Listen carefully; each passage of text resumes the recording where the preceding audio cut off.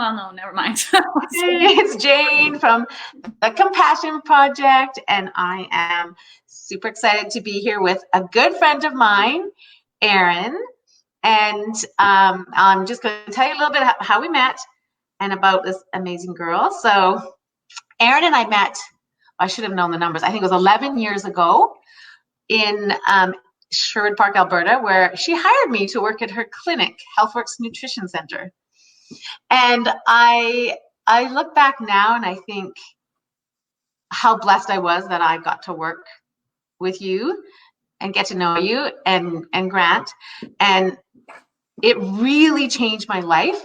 And I think that sometimes you don't realize the things you're going to do in your life that affect your whole life, the way, like that. When you hired me and I got on with HealthWorks, it just completely changed my whole direction of my life in a good way.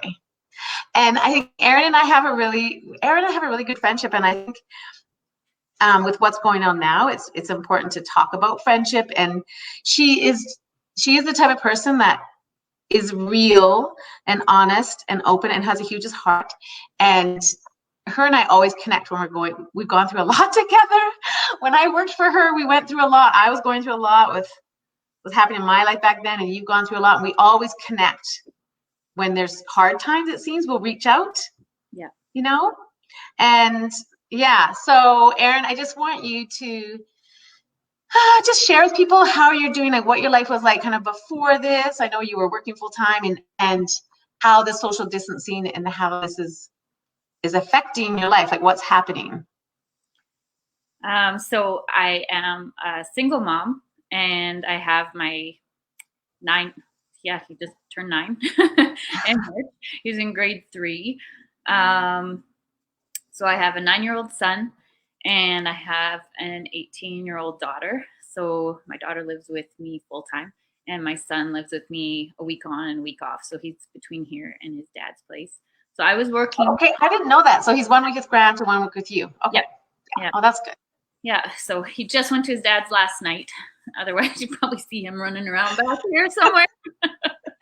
It's a lot of energy. He has a ton of energy, or jumping up and down on the couch or something.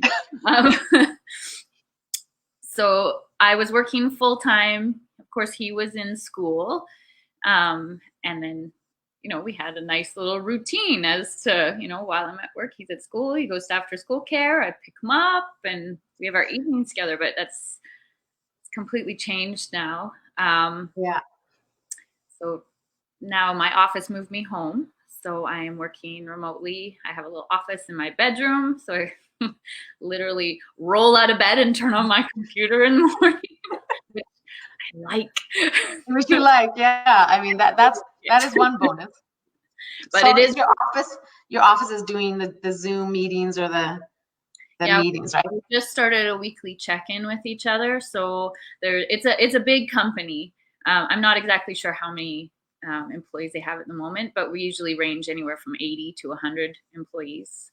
Okay. So it's an electrical company, commercial, so we have job sites all over. So there's a lot of guys, they're still working on the job sites. And, are they? Head office, we're kind of half at the office, half home, but everybody stays in their offices and talks via video chat between the offices. It's a little strange. Yeah. Okay. So they're at work in the office, but they're video chatting. Oh, that's good. That works. Yeah. So I mean, everybody's spread out enough in their own offices that it works, and we just use a lot of hand sanitizer when we're there. Yeah. So there's 8, pretty much split half and half. 8 people at home, I think, and 8 people at the office, and I come back and forth. So how long have you been social distancing, like at home now? How long has it been? So I just finished, I think, week 3 at home. Yeah. Is it getting easier? Yeah. No, I'd say honestly, I'm building a bit of a routine, like what feels like a routine. I've kind of eased into the fact that I can't do my normal 8 a.m. to 4:30 day at the office. Like I have my phone on for that time, but I can't work those exact hours. So I'm either like working earlier than I would usually, or I'm later into the evening, just because I have a son who requires help with school. So I just have to Yeah. stay on top of things. It's Yeah. more about And that. then you have Sophia. So Mhm. Erin has a daughter, Sophia, who's expecting a baby coming up in 1 month, right?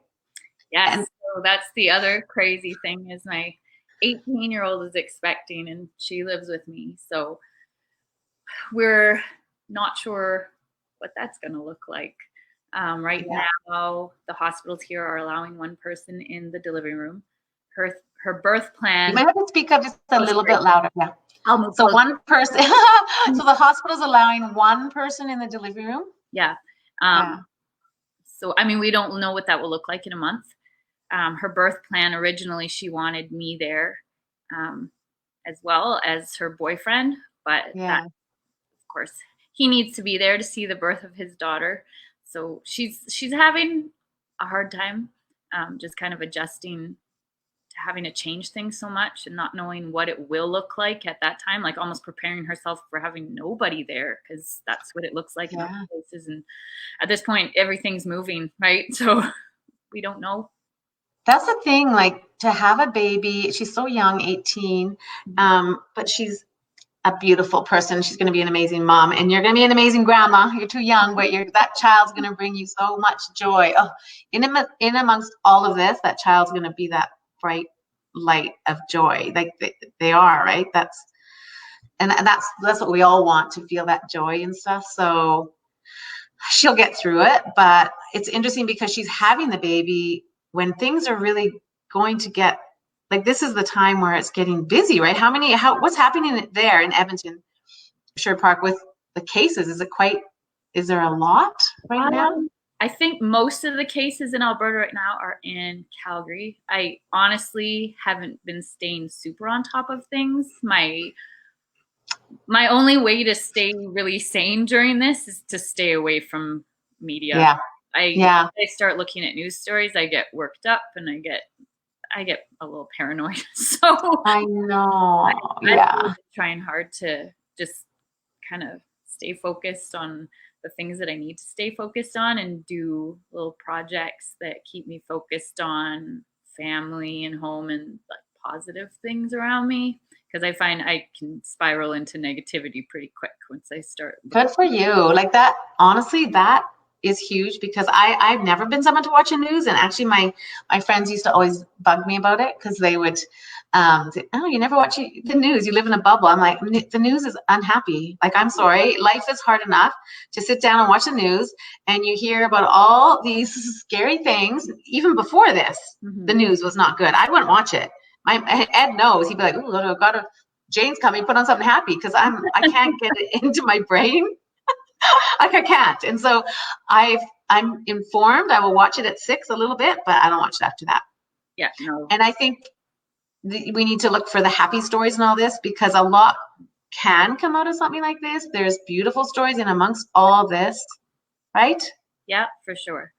I know. And so, but I think connecting with friends and friendship is so important. Like, and just being able to reach out, you have to reach out to your friends that you might not normally reach out to and just see how they're doing and connect like this. Yeah, for sure. I have So, a little yoga group on Facebook that we started at the beginning of this. And it was a bunch of women that I don't really know, kind of connected through a common friend. And we were keeping each other um, just just connected every day and making sure yeah, we each practicing yoga every day. And it became more about the friendship though, and just checking in. How are you doing? How's your day going? And most of them are teachers. So I've kind of ridden that wave a little bit too of them, you well, know, that's good. going through all of this too. Like everybody's just got such different situations right now. Yeah, yeah, I know. And that's why I want to do this because I was thinking it's so incredible how unique everyone's experience is. Like, yours is so different than mine that I'm going through. And yeah, and I think we just can all learn from each other, you know? Yeah. So, and Sophia and her baby, it's amazing because we all have the strength inside of us. I was reading something the other day about hope and joy and strength and all the things children have. Like, I've been blessed to see the grandchildren lately, and I think the children have what we want. Yeah. We want to be in the present moment. We want to feel joy. We want to feel hope. We want to have courage. They have it all. And we as adults lose it. We get lost in, right? And so being around children is, yeah. And that's So that I've had to be mindful of too lately, is not talking too much about this in front of, um, in front of Leaf, because he gets anxious. Because really, when you look at it, the kids who are in school, their lives have been completely turned upside down. You know, they've had to do a complete 180 as to the things like yeah. we walk across the street to the park all the time and it's all taped off. He can't go to the park. Like all of our parks are taped off and the kids can't play at the park right now. So it's different, right? They've had to get used to not seeing their friends and not going to the park and having to find place. Like yesterday, we were trying to find a place to just go for a walk. It was hard. Yeah. Yeah. I know. So it's like even our little park, we have one right at the bottom of our street. And my grandson's only 5, and he's pretty happy all the time. Yeah. And our basketball hoop is taped up with black tape. And I feel like the Grinch came to town. And I was like, he can take away our parks. He can take away that basketball hoop. He can take away all the stuff, but that Grinch is not going to take away that we can still find joy in. That's what it feels like, right? Yep, for sure. Yeah. So anyway, but I do believe in all of this is most important is connection with people and valuing friendship. And it's interesting too, because you and I connecting years ago and having this friendship and going through the big things in life, like, because that's where, unfortunately, it's where we get stronger. When we go through the hard times is when we actually grow. We have to dig deep, right? Yeah. Like when you lost your mom, that losing your mom, how many years ago was that? 10? Did you say 10 years ago? Yeah, 10 years ago. I'll never forget that, when you lost your mom. And that was a couple months before Leaf was born, right? Yeah. Yeah. I mean, you think you'll never get through times like that, and then you have to dig deep. And it's where you grow and you find what you're made of, I think. Yeah, I'm realizing a lot of things during this too, just my coping methods and having to dig further inside myself to find where strength comes from. And it's all inside, right? That's where it all is. So but yeah, you're amazing. And so I had actually written something down, and I was thinking about you. You'll like it. I'll get mushy with you. Because I feel like us connecting, when I worked at HealthWorks and everything that's happened since then, it's Maya Angelou said to Oprah, and I wrote this down because I thought it was amazing. She said, you have no idea in your life like what your legacy will be. Some people think it's, oh, my legacy is if I do this big thing and I have this legacy because I just opened up a school for children in Africa or whatever Oprah thought her legacy was. And it says it's never, and Maya Angelou said it's never one specific accomplishment.